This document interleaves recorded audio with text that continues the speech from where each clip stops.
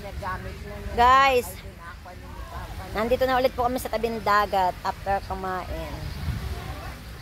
Ayan. Ayan ang aking kapatid. Ayun. Kapatid ko to. Kapatid ko to. Eh bakit may dalang kuwan? Ano yung dala-dala? Ang pang mo, sabi ko na eh. Tayo mo na kapayong. Oo. Oo, mahangin. Ang sarap dito. Yan guys. Pakita ko sa amin kumain. Tutulog muna ako. Tapi na antok guys. Si Bibi! Andun na. Mama, yung nag-sleep niya. Si Bibi Drago. Si Bibi. Oh, grabe guys. Ang sarap.